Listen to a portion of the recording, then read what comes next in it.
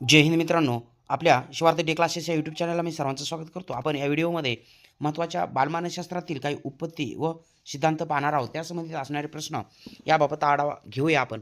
या ठिकाणी महत्त्वाचं म्हणजेच की 2013 पासून ते 2025 पर्यंत जितकेही TETचे पेपर झालेले आहेत, त्यामध्ये हमखास या संदर्भात प्रश्न विचारला गेलेला आहे बालमानसशास्त्रातून.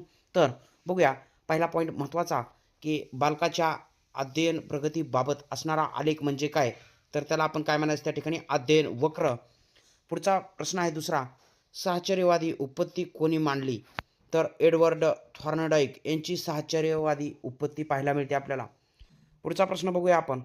तिसरा प्रश्न आहे, साहचर्यवादी उत्पत्तीला दुसरे कोणते नाव आहे? तर लक्षात घ्या, एडवर्ड थॉर्नडाईक यांची असणारी साहचर्यवादी उत्पत्ती प्रयत्न प्रमाद पद्धती म्हणून सुद्धा ओळखली जाते. चौथा प्रश्न आहे, चुका व शिका याबाबत असणारी उत्पत्ती कोणती? तर प्रयत्न प्रमाद उत्पत्ती.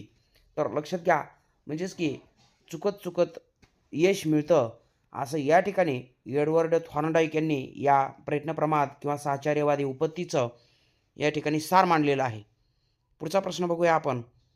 एडवर्ड थॉर्नडाईक या मानसशास्त्रज्ञाने कोणत्या ग्रंथात साहचर्यवादी उत्पत्ती मांडली? तर ॲनिमल इंटेलिजन्स हा त्यांचा ग्रंथ. एडवर्ड थॉर्नडाईक यांचा ग्रंथ आहे ॲनिमल इंटेलिजन्स.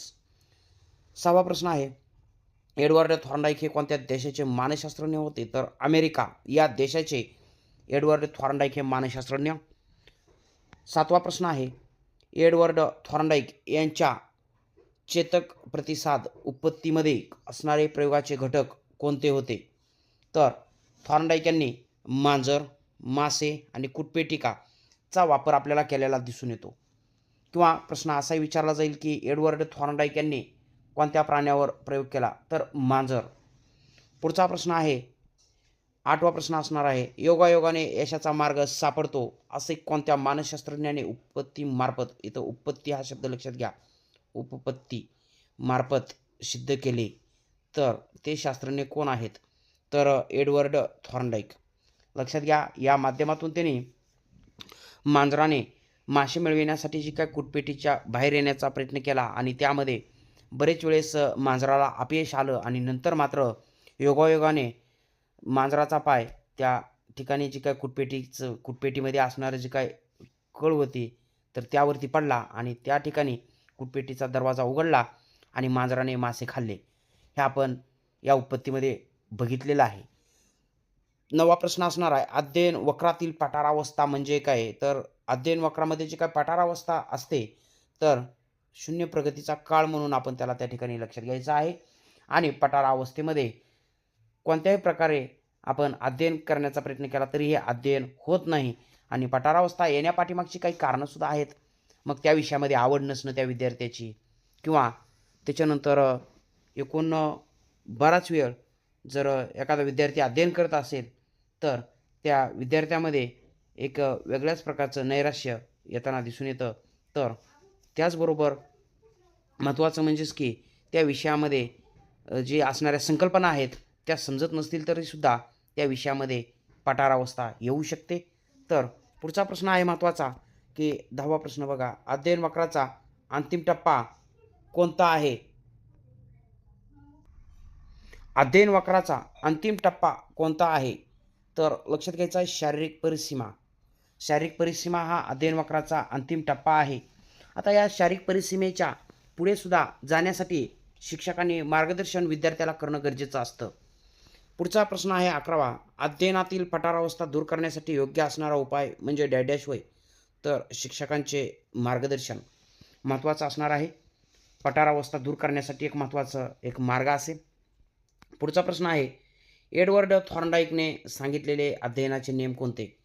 तर पुनरावृत्तीचा नियम आहे, तयारीचा नियम आहे किंवा परिणामाचा नियम आहे.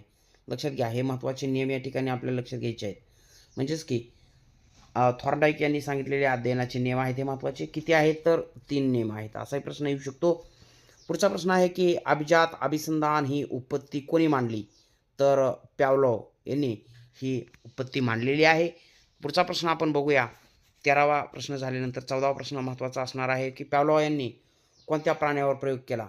तर कुत्रा या प्राण्यावर पॅव्लॉव यांनी प्रयोग केलेला होता. कृत्रिम चेतक वापरून नैसर्गिक चेतकासह नैसर्गिक प्रतिक्रिया कोणी घडवून आणली? तर पॅव्लॉव यांनी पण या उत्पत्तीमध्ये अभ्यासलेला आहे. पुढचा प्रश्न आपण बघूया. साधक अभिसंधान उत्पत्ती कोणी मांडली? तर स्किनर. स्किनर हे महत्त्वाचे आहेत त्या ठिकाणी. साधक अभिसंधान उत्पत्ती मांडणारे एक बघा महत्त्वाचे आहेत स्किनर. स्किनर या मानसशास्त्राने कशावर प्रयोग केला? तर कबूतर. महत्त्वाचं लक्षात घ्या. पुढचा प्रश्न आहे ज्ञानात्मक उत्पत्ती कोणी मांडली? ज्ञानात्मक उत्पत्ती जेरोम ब्रुनर यांनी मांडलेली आहे. पुढचा प्रश्न प्रभुत्व संपादन उत्पत्ती कोणी मांडली? तर डॉक्टर ब्लूम यांची प्रभुत्व संपादन उत्पत्ती लक्षात घ्यायची आहे. पुढचा प्रश्न आहे 20व्या क्रमांकाचा अध्ययन अनुदेशन उत्पत्ती कोणाची आहे? तर डेव्हिड असुबेल यांची ही उत्पत्ती आहे. 21वा प्रश्न आहे क्षेत्रीय उत्पत्ती मांडणारे मानसशास्त्रज्ञ कोण होते? कुर्ट लेविन हे क्षेत्रीय उत्पत्ती मांडणारे मानसशास्त्रज्ञ कुर्ट लेविन. अध्ययन विषयक प्रथम उत्पत्ती मांडणारे मानसशास्त्रज्ञ कोण होते? तर एडवर्ड थॉर्नडाईक. एडवर्ड थॉर्नडाईक लक्षात घ्या. पुढचा प्रश्न आहे सामाजिक निरीक्षणात्मक अध्ययन उत्पत्तीचे जनक कोण आहेत?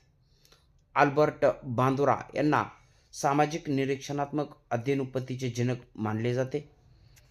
पुढचा प्रश्न बघूया 24व्या क्रमांकाचा समाजात असणाऱ्या लोकांच्या वर्तनात विद्यार्थी आदर्शाचा शोध घेतो हे कोणत्या मानसशास्त्रज्ञांनी सांगितले?